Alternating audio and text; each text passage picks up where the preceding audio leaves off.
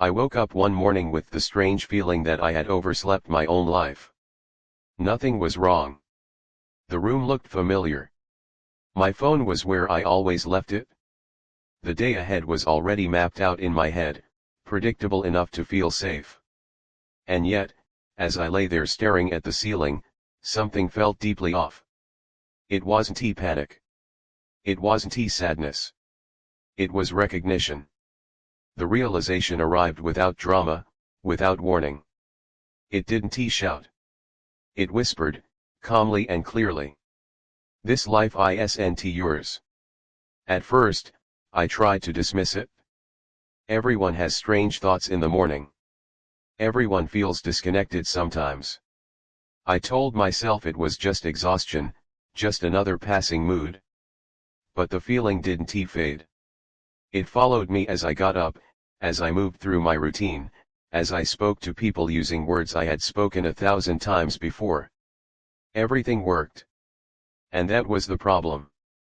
My life functioned perfectly without me. I had built it carefully. Step by step. Choice by choice. Every decision made sense at the time. Every path felt logical. I didn't rush. I didn't rebel. I didn't collapse. I did what was expected of me and did it well enough that no one questioned it. Not even me. For years, I believed that comfort was proof I was doing something right. That stability meant success. That if nothing hurt too much, then nothing was truly wrong. I confused peace with silence and silence with happiness. I didn't notice when my own voice started to disappear.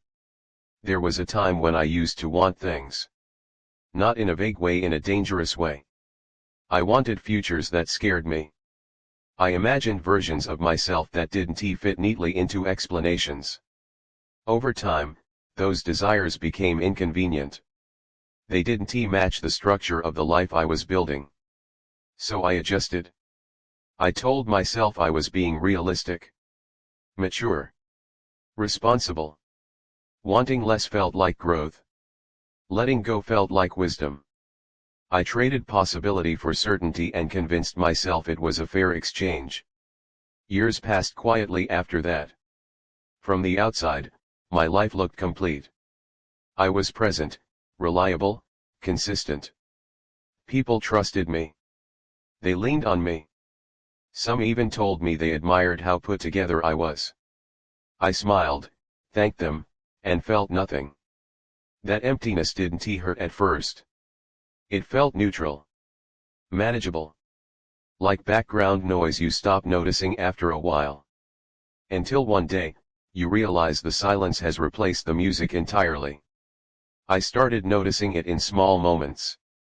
Standing in line, waiting my turn, feeling absolutely nothing. Listening to conversations about plans and futures, nodding along, without imagining myself in any of them. Watching weeks pass without memory, months disappear without leaving a trace. Time wasn't moving fast. It was slipping through me. At night, when the distractions finally stopped, I felt a weight in my chest I couldn't name. Not anxiety. Not grief. Just a quiet pressure, like something essential was missing and my body knew it before my mind did. I asked myself questions I had avoided for years. When was the last time I made a decision that felt personal? When was the last time I chose something because it felt true, not because it felt safe? The answers frightened me. I realized that most of my life had been shaped by expectations I never questioned. Expectations that weren't forced on me, but offered gently, wrapped in approval and reassurance. I accepted them willingly because they made me feel secure. Secure and absent. The scariest part was understanding that no one had stolen my life. No one had trapped me. No one had forced me into this shape. I had agreed to it slowly, politely, one reasonable decision at a time. That meant the responsibility was mine. I had been living a life that looked correct from every angle except from the inside. And once that thought settled in, I couldn't unfeel it. I went through my day like an observer. Watching myself talk, work, respond, perform. Everything was familiar, and yet it all felt strangely distant, like I was filling in for someone else. That was when the truth finally surfaced, heavy and undeniable. I didn't know who this life belonged to anymore. And worse, I wasn't sure I had ever truly claimed it. After that morning, I started noticing how carefully my life had been arranged to keep me comfortable and compliant. Nothing in it demanded courage. Nothing required me to choose who I was becoming. Every decision had already been made not by force, but by momentum. I had been carried here by habit.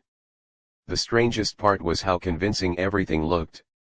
My days were full. My calendar was organized.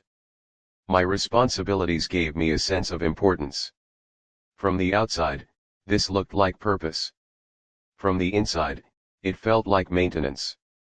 I realized how rarely I asked myself questions that didn't have safe answers. What do I want was replaced by what's reasonable. What feels right became what won't disrupt anything. I wasn't listening for truth. I was listening for permission. People often told me I was grounded, calm, reliable. I accepted those descriptions because they explained my stillness in flattering terms. But the calm they saw wasn't peace, it was emotional distance. You can't be shaken if you're not fully present. My body began to resist in quiet, inconvenient ways. Sleep stopped restoring me. I would wake up exhausted, as if I had spent the night bracing for something that never arrived. My chest felt tight during ordinary moments: grocery stores, traffic lights, idle conversations. Sometimes my heart raced for no clear reason, and I would stand there, breathing slowly, telling myself to be normal. I told myself it was stress. Everyone is stressed. But this wasn't pressure from too much responsibility. It was pressure from too little meaning. I noticed how often I edited myself mid-thought. How frequently I swallowed words that felt too honest, too disruptive, too alive. I wasn't afraid of conflict, I was afraid of revealing that I wanted something different. Wanting had become dangerous. Late at night, when the distractions fell away, I felt a grief I couldn't name. It wasn't about a specific dream I had lost. It was about time. About years that had passed without leaving an imprint. About how easily I had adapted to living on the surface of my own existence. I replayed memories, not with nostalgia, but with suspicion. I searched for the moment when this life became inevitable. When I had agreed to trade possibility for stability. There was no single decision to blame, just a series of small, reasonable choices that slowly erased the need to choose at all. That realization hurt more than any obvious mistake ever could. Because mistakes mean you tried. What I felt was the pain of omission. I began to understand the moral dilemma I had been avoiding. If I stayed exactly where I was, nothing catastrophic would happen. That was the promise. I would continue to function, to be needed, to meet expectations. I would age quietly inside a life that didn't require my presence. If I left or even shifted, everything would become uncertain. I would disappoint people who relied on my predictability. I would lose the comfort of being understood. I would risk discovering that I had waited too long, that the person who wanted more no longer existed. That possibility terrified me. Some nights, the thought of disappearing surfaced again. Not dying, disappearing. Stepping away from the version of myself that everyone recognized. Starting somewhere I wasn't already defined, where my past didn't arrive before I did. The idea frightened me. And relieved me. That contradiction made it impossible to pretend this was just a phase. I tried to talk myself out of it. I reminded myself of gratitude, of responsibility, of how much worse things could be. I had used those arguments for years, and they had always worked. Now they sounded empty. Then came a moment so ordinary it almost went unnoticed. Someone asked me a simple question, without judgment or drama. Do you feel like you're where you're supposed to be? I smiled automatically. The answer should have been easy. Polite. Reassuring. But the smile faded. Because the truth was sitting there, unprotected. I don't know who I became while I was being careful, I said quietly. The words surprised me. They felt exposed, unmanaged, dangerous. But once spoken, they rearranged something inside me. They made the problem real. That night, I didn't sleep. Not because I was anxious, but because something in me refused to return to pretending. I realized that my life wasn't falling apart. It was wearing thin. And no one else could see it. From the outside, everything still looked fine. That meant the responsibility was mine alone. I couldn't wait for permission. I couldn't wait for clarity.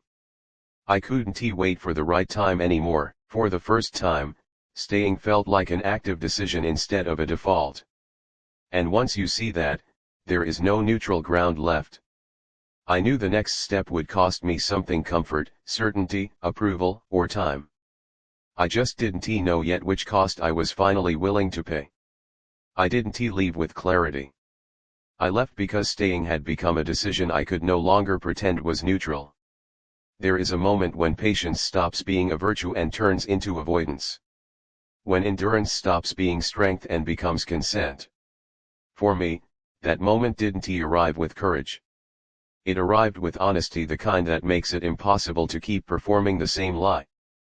I realized that every day I remained, I was actively choosing a life that didn't require me. A life that functioned smoothly while I faded inside it. And the most terrifying part was how easy that choice had become. So I stopped making it. Leaving wasn't dramatic. It didn't come with announcements or explanations. I didn't gather people around and tell them who I was becoming. I barely knew that myself. I just began stepping away from the version of my life that demanded my silence. I withdrew quietly. From roles I had outgrown. From obligations that existed only because I had never questioned them. From conversations where I felt myself shrinking mid-sentence. These weren't bold moves. They were refusals. Small. Awkward. Necessary. People noticed the absence before they noticed the reason. "You've changed," they said. "You don't seem as available. You don't explain yourself anymore." They were right. I had stopped explaining because explanation had always been my way of staying. Of making my discomfort digestible. Silence, for the first time, felt more honest than justification. Fear reacted immediately. It reminded me of everything I stood to lose: stability, approval, familiarity, the comfort of being understood. It warned me that I was late, that starting now would only highlight how much time I had already wasted. It told me I should finish what I started instead of questioning it. And for a while, that fear almost pulled me back. There were nights when loneliness felt like punishment. When doubt replayed my past decisions with precision, pointing out every reason I had to stay exactly where I was. Nights when I wondered if I had mistaken numbness for danger, if I was destroying something functional in pursuit of something imagined. But even in those moments, something had changed. I could feel myself again. The pain wasn't dull anymore. It was sharp. Immediate. Honest. And that hurt, but it also proved that something inside me was still alive. I wasn't fading quietly anymore. I was reacting. Starting over didn't feel like freedom. It felt like emptiness. Like standing in a room after everything familiar has been removed, unsure where anything belongs. Without the structure of expectations guiding me, I had to face myself directly: my fears, my hesitation, my long neglected desires. I was clumsy. Slow. Often unsure. I made decisions without guarantees and lived with the discomfort of not knowing whether they were right. I had to learn how to be present without a script. And slowly, something shifted. Time stopped slipping through me unnoticed. Days regained weight. Even ordinary moments felt anchored, because I was actually there for them. I wasn't waiting anymore.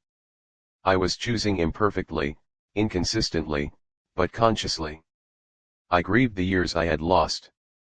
That grief didn't disappear when I left. It still visits me sometimes, uninvited. I mourn the version of myself that could have existed if I had listened sooner. But I no longer let that grief decide my future. I learned something I wish I had understood earlier: regret doesn't come from choosing wrong. It comes from never choosing at all. From outsourcing your life to habit, fear, and convenience until there's nothing left to reclaim. Leaving didn't make me happy in a simple, constant way. There was no permanent relief, no final clarity. But it gave me something far more valuable. Ownership. Ownership of my fear. Ownership of my uncertainty. Ownership of whatever comes next, even if it fails. I no longer confuse endurance with strength. I no longer confuse stability with safety. And I no longer confuse survival with living. If you're listening to this and something inside you feels heavy, restless, uncomfortably awake, I want to tell you to disappear or start over. Not every life requires an exit. But every life requires honesty. Ask yourself gently, without judgment, whether the life you're protecting is actually sustaining you, or quietly wearing you down. Ask yourself how much of your patience is wisdom, and how much of it is fear disguised as responsibility. Because one day, without warning, you may realize that nothing is breaking, and you are still disappearing. I woke up one day and realized my life wasn't mine. Walking away didn't save everything. It saved what was left of me. And choosing yourself late is painful. But choosing yourself at all is still choosing life.